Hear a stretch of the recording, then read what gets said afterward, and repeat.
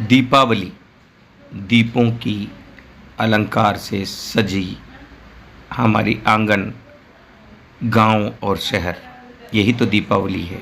यह दीपक उसी का द्योतक है। लेकिन दीपक कब बदल कर इन प्लास्टिक रूपी बल्ब में बदल गया, यह पता ही नहीं चला। जरा दीपावली की केमिस्ट्री समझते हैं। ये दीपक बनाने के लिए मिट्टी छांटने का प्रोसेस है। हर प्रकार की मिट्टी से दीपक नहीं बनते हैं। दीपक बनाने के लिए कुम्हार को अलग प्रकार की मिट्टी लेनी होती है। उस मिट्टी को ढूंढकर वह किसान के पास जाता है और उस मिट्टी को खरीदने का एक मोल ठहराता है, एक मोल भाव करता है।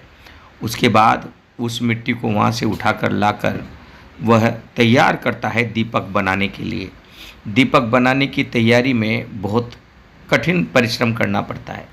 उसके बाद ये मिट्टी सज कर गीली मिट्टी के रूप में इस प्रकार कुम्हार के चाक में चढ़ जाता है और उसके बाद घुमाकर गोल गोल, कुम्हार को आपने देखा होगा, दीपक बनाए जाते हैं। एक एक कर हजारों दीपक कुम्हार बनाते हैं। दीपावली के कई महीने पहले से ही कुम्हार दीपावली के लिए दीपक बनाना शुरू कर देते हैं। पूरा परिवार इस कार्य में लगता है। दीपक को सुखाया जाता है, सजाया भी जाता है और थोड़ा सा रंग रोगन कर दीपक को बाजार में ला दिया जाता है। आप देख रहे हैं, एक तरफ गहरे मटमैले रंग का है, दूसरी तरफ यह हल्के रंग का है। हल्के रंग का सादा दीपक है। सीधे कुम्हार अपनी भट्टी से निकाल कर थोड़ा सा उसको मिट्टी वगैरह झाँट कर और सीधा ढेर लगा दिया है। यहाँ जाकर आप कुम्हार से दीपक खरीद सकते हैं, दीपक को अपने घर ले जा सकते हैं। यह एक परंपरा थी दीपावली की, जहाँ कृत्रिम रूप से कोई भी साधन बीच में आता ही नहीं था। शुरुआत हुई धीरे धीरे मोमबत्ती की और मोमबत्ती से अब चीन के बने उस लड़ी की, जिसमें प्लास्टिक से बल्ब और प्लास्टिक के ही तार होते हैं, जहाँ मिट्टी की खुशबू दूर दूर तक नहीं मिलती है। लेकिन मिट्टी के दीपक की अलग ही बात है। उस दीपक में डालने के लिए जो तेल है, हम केमिस्ट्री की बात करें, दीपावली में क्या होता है, उसके लिए किसान खेत में मेहनत करता है, तेल के बीज उगाता है।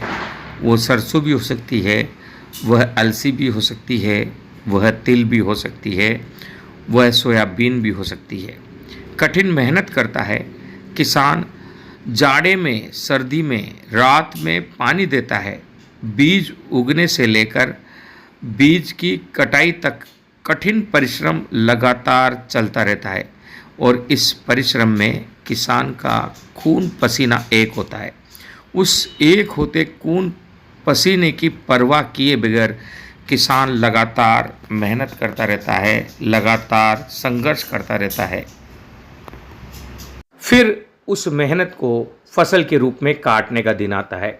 फिर वहाँ किसान भी होते हैं, मजदूर भी होते हैं और अधिकतर जगहों पर पाती यानी पूरी फसल के लिए मेहनत कर जितनी फसल होती है उसका एक हिस्सा लेने वाले किसान भी होते हैं, जिन्हें खेती विहीन किसान कहते हैं, जिनके पास अपना खेत तो नहीं होता लेकिन जो दूसरे के खेत को जोत हाँक कर अपना हिस्सा लेते हैं।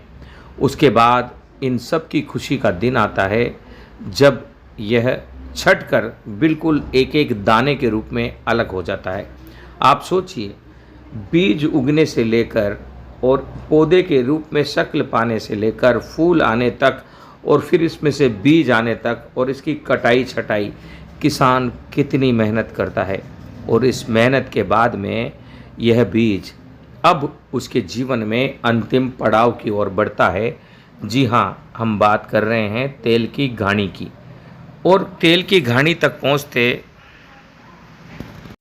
इस बीज ने किसान की अग्नि परीक्षा भी ली होती है और यहाँ तक काम करने वाले लोगों की भी अग्नि परीक्षा ली होती है। किसान छत के नीचे नहीं काम करता है, वह खुले आकाश में काम करता है। यहाँ से फिर तेल की शक्ल में यह बाज़ारों में आता है और वह दीपक में समाहित होकर दीपावली हम मनाते हैं। सोचिए, दीपावली में एक दीपक कितने घरों तक हमारा सहयोग पहुंचाता है। यह भारत की अर्थव्यवस्था को चलाने की केमिस्ट्री भी है।